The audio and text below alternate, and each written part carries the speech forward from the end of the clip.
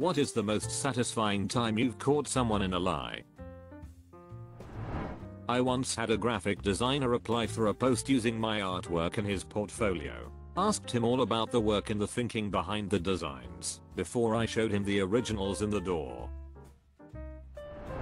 I work for a broadcast camera house. We rent out camera systems to shows, news, sports, etc. A few years back, a client rented a few cameras and some specialty lenses, including one very rare, very expensive fishy, nice lens. It's not made anymore, so replacing it isn't possible, and fixing it will be extremely expensive. That was foreshadowing, by the way. So, the package comes back at the end of the job, and the lens has a divot the size of a quarter taken out of the front element. I mean, this thing was trashed. I called the producer to have the "you broke it, we're billing you to fix it" conversation. Within seconds, the conversation breaks down to the "this is bullshit, we never even used it, it never came off the camera truck, I can't believe we are being treated this way," etc. etc. etc. Screamfest. Meanwhile, it turns out that the client had also rented a few tape decks. One of them still had a tape in it.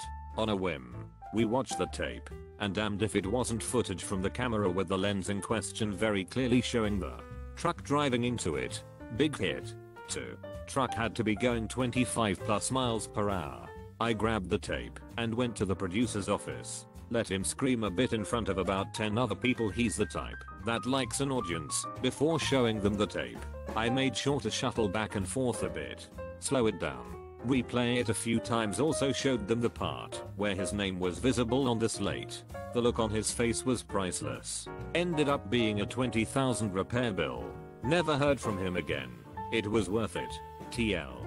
Dr. Douchebag damaged expensive camera and lens, denied it, and was dumb enough to send back photographic evidence. When I was in college, I had just gotten 2 new front tires for my car. A week later, my back tire was punctured by a nail, so I went to the local tire shop to have it replaced. Later that day, they gave me a call. Tire shop, the estimate to fix the puncture is X. Would you like us to repair it? Me, yes, please. It was a reasonable price. Tire shop, also, I noticed that the treads on your front tires look dangerously low. Me, my 2 front tires. Tire shop, yes, they are at 2/32 of an inch low.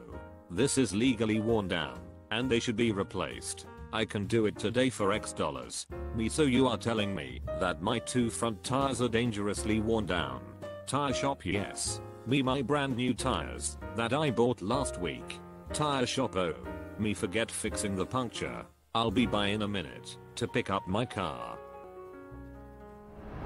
Lube tech at a Jiffy Lube tried to convince me that I needed a radiator service on a car that didn't have a radiator. He even showed me a pH strip to prove that the fluid had gone acidic. I told him if he could show me the radiator, I'd cheerfully pay for the service. His face when he opened my car's trunk, where most cars keep their hoods, was pretty priceless.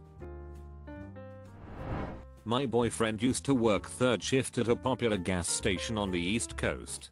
He worked with one of those notoriously terrible cowhawkers that calls in all the time with tons of excuses. Well, one night, she called out saying that she was sick, that she was vomiting and feverish, couldn't come in. Sorry, the only person available to work her shift was the district manager, who happened to be in the area for a meeting.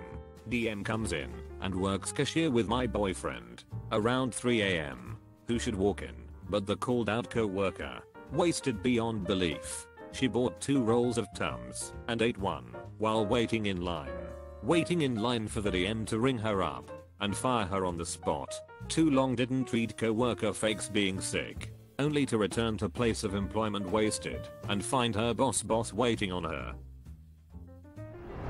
I went to a Chicago Bears game back in the early 90s with my childhood best friend and his grandfather, who had had season tickets to the Bears for a long time. Back to like 1972. We get to the seats, which are in an awesome location, to see 4 guys sitting in grandpa's seats. My friend's grandpa tells them, "Guys, you are in our seats. Can you please move?" One of the dudes is a huge dick and says the seats are his group's. Grandpa says they are wrong and they need to move, to which one guy replies, Oh yeah. Well, I don't see your name on them, so duck off. Grandpa points to the seat back on the seat nearest to him, which in fact has an engraved nameplate with Grandpa's name on it. Same with all the other seats. Since he had the same seats for so long, he was able to get them engraved. It was amazing watching these four idiots stammer and walk away. Oh boy, do I have a doozy. So I had a job with this complete asshole who, for the sake of this story, we will refer to as Peter. Peter had not paid me in a few weeks, and I was starting to become more forceful when asking him about it. One day he handed me a letter from someone we'll call Harry, who purported to be the CEO of the company. Harry was firing me. Now, I had never met Harry, and in fact, when I was hired, Peter told me that he himself was the CEO. Well, I was fired, but I still wanted my back pay as it was nearly $2,400. I wrote Peter many emails, and he replied by saying that this Harry was not approving my pay. I don't know why Harry had to approve anything, as I was a legitimate employee with a contract, timesheets, the whole kit and caboodle. When I asked Peter, he was vague about it. Finally, I called the Pennsylvania Department of Labor and Industry. I set up an arbitration hearing. When Peter arrived, the first thing he said was, "My name is Peter and I pay my employees." Throughout the hearing, I showed my timesheets, the contract I signed with Peter, the letter signed by Harry that said I was fired, and the host of emails in which Peter states that Harry is the one who is holding up my back pay. Then came the coup de grace. I busted out a final document, Harry's death certificate filed with the Social Security Administration. Harry had indeed once been the CEO of the company. Unfortunately, he died 2 years before I ever started working there, making it quite difficult for him to be the one who was keeping my money from me. Peter was furious. He started shouting and referring to me as this little prick. He was caught in an obvious fraud, and he was pissed. Not only did I get my back pay, but the arbitrator also awarded me additional money that Peter had to pay him. Fines and penalties. It was so sweet. I strutted out of that hearing with the swagger of 10,000 Humphrey Bogarts. It was a beautiful day, so I went to a local bar where I could sit outside, watch the girls walk by, drink beer, and eat a lobster burger, which is exactly what it sounds like and is awesome. In 2 weeks, a check came signed by Peter. I cashed it and used the money as a security deposit on a sweet new apartment. A girl I go to school with did everything she could for retention. She walked into class one day with a huge bruise on her cheek, claiming that she had been punched in the face at a party. Fast forward a few days and we are both at a mutual friend's house. She still has the bruise and won't stop talking about it and trying to make us feel bad for her. Upon looking a little closer, I see that the bruise is slightly sparkly. It's obviously makeup. So I tell her that I have something to put on bruises to make them heal faster, and she agrees to try it out. It was actually makeup remover. I put some on a cotton pad, and with one swipe, the bruise was gone. At first she tried to keep the lie going, saying, "Wow, that stuff really works," and such. But then she gave up and stormed out of the house throwing a fit. Too long didn't read, girl used her bruise to get attention. The bruise was actually makeup. I was webmaster at a company during .com. My job was to handle all things internet. One day a salesman asked me to check our mail server. A client had sent a message that bounced. Checked it out. Mail server was fine. A little while later, a customer called and said they couldn't get to our website. I checked it out. Web server fine. Serving up pages to other users. As the day progressed, the complaints got more frequent. But from where I was sitting, everything looked fine. DNS. Everything. Then I checked the domain record. It was expired that very day. This meant that our presence on the internet was slowly disappearing as DNS caches around the world expired. Nobody could use our products. Units in the field that relied on a connection were malfunctioning. So I started emailing the accounting woman. She blamed me, claiming she never got the bill. There was a shitstorm of internal email activity involving all levels of the company. She stood her ground. Then my boss came to my desk and we went to see her. She lied straight to our faces that she never got the invoice. But right there, on the far side of her desk, it sat, plain as day. I just looked at my boss and pointed to it. KAAATHUDDD. Had an old 1984 Mazda 626 that had a rear wheel bearing die. Being about 18 at the time, I didn't know as much about cars as I do now, but I still knew enough to tell the mechanic at Canadian Tire was full of shit. The car was pulled into the shop. They lifted it up on the hoist and the wheel fell off. It was still bolted to the brake drum. The bearing had just come apart, but I didn't really know that. All we saw was the exposed internals of the rear brakes. The mechanics saw the look on our faces and thought cha-ching as they received a portion of parts sales back then. A couple hours later he calls back and says he has a quote. I looked through the list of about 15 items and the total of 2600 and immediately called a tow truck. I went through the list and pointed out 5 items that didn't even exist on the car. Rear brake caliper, rear differential, etc. I tore into the guy and eventually his manager and told them I wasn't paying a cent for the diagnosis. I got the car home and, with the help of the Haynes manual, installed the 34 wheel bearings myself in about an hour and the car worked perfectly for about 5 more years. So I drive a very nice luxury performance sports car, and on this particular night, I had driven it to a friend's and parked it in an area that is easily visible to the street and is near a good amount of bars. When I come back down, there's this guy and 3 girls around the car, and he's telling them he lives in the condos next to the lot and he just forgot his keys to the car up there. He keeps talking about being VP of investments for some company I've never heard of, and telling the girls they should have a night on the town with him because he's paying. So I walk up to my car, and he makes this disgusted face at me, like I've just taken a shit on his feet, and goes, "Don't touch the car, man. I just got it detailed yesterday." To which I respond, "Oh, I'm sorry, I wasn't going to. It's really nice car. I just wanted to look at it."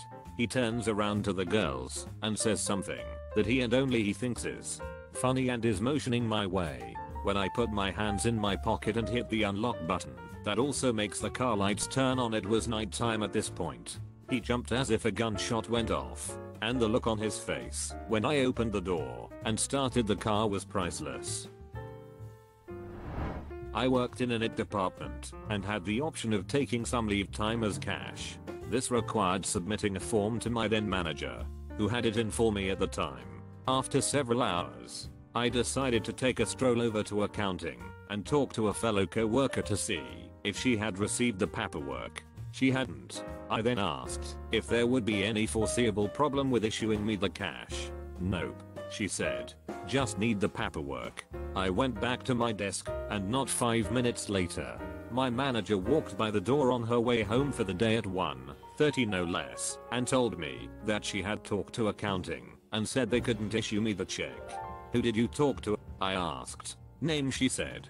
"That's funny," I replied, "because I just spoke to her 5 minutes ago and she said it wouldn't be a problem. Let's go talk to her." No, I'll go talk to her," my manager replied. And wouldn't you know it, I got my check 15 minutes later. As an epilogue, I had the sincere pleasure of securing down my manager's PC and locking out her network account per the SHIO's orders when she got terminated 3 months later. The last thing she saw as she was escorted onto the elevator and led out of the building was my smiling face. I once knew a girl who claimed to have brain cancer. She was always using it to get sympathy from others and her BF and free things, while at the same time drinking and doing drugs. She would go to a party, do lines of cocaine and drink all night, and the next day complain on Facebook that her chemo was making her really sick that day. She would always use the chemo excuse to mooch pot off of people as well.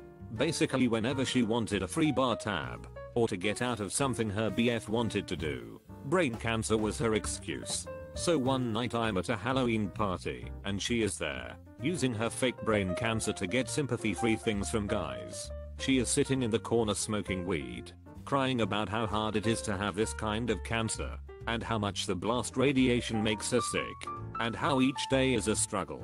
Anyway, she gets up to walk to the bathroom, and in her high, drunken state trips and falls. Immediately a bunch of guys and her BF rush to her aid.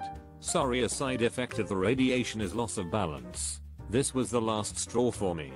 I rushed over to her side and told her to stay on the ground. I have first responder training. You've just fallen and your brain is in a very delicate state right now due to the blast radiation. Do I have your permission to help you? Yes, please help me. I feel funny, she lies, loving the attention she is getting from the entire party. I point to her BF, call 911. We need an ambulance here now. Explain to them that she is undergoing blast radiation for brain cancer. She has taken a hard fall and could have suffered a head injury. At this point she starts to panic. Why are you calling 911? Don't do that. Here, let me call my personal doctor instead. Don't call 911. I calmly tell her BF and the group of bystanders are mutual friends that she really should go to the ER. Of course he insists. Long story short, the paramedics show up. We tell them what's going on and they take her to the hospital in the ambulance. We all get rides to the hospital, and because we are such a large group are asked to sit in the waiting room. When the nurse finally comes out to the waiting room after her MRI to let us know that she's fine, her boyfriend mentions the brain cancer. The nurse, of course, is completely confused by this question. The boyfriend prods for more info from the nurse and basically finds out in front of the entire group that she does not have brain cancer. Everyone WTFs and leaves, including her BF. Too long didn't read, girl pretends to have brain cancer, ends up with huge medical bill. Consider subscribing if you enjoyed this video, and if you want to see more of Reddit Universe.